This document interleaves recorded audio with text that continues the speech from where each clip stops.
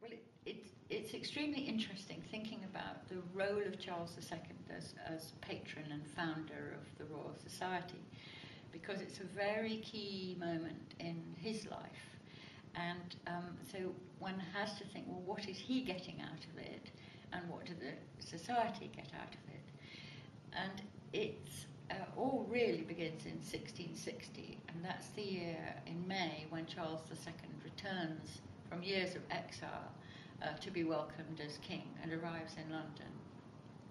And he is very concerned at that point to try and achieve a kind of balance between the Presbyterians who brought him in and the Royalists, between the Anglicans and the Puritans, so in religion, in administration, and all sorts of areas. And the society, or rather particular voices from natural philosophy, seem to offer him a kind of way forward, or the same sort of way forward. For instance, Boyle, in the very month after Charles' return, was writing that it's important in natural philosophy not to alienate people by quarrelling or by using particularly sort of injurious terms, but you have to persuade their understandings, and if you set them aside, as it were, then you've got their affections to deal with as well. And at that point, Charles is trying to create a kind of religious conciliation, and the conference called the Worcester House Conference that he hopes will bring the two sides of the church together. So it's a sort of parallel course, and the scientists or natural philosophers use very similar words. They talk about sects and doctrine and dogma, and having to set that aside and attempt to learn through experiment and observation and then deduce.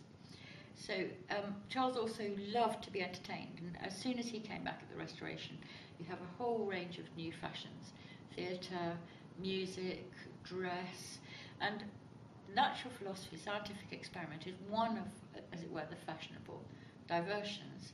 In exile, lots of courtiers had become experts at chemistry, or particularly if they were in the Netherlands, they were interested in new experiments with time and clocks, and interested in the ideas of Descartes and so on. So they came back with a body of continental knowledge which actually fitted with the different groups who'd been experimenting in the Commonwealth here.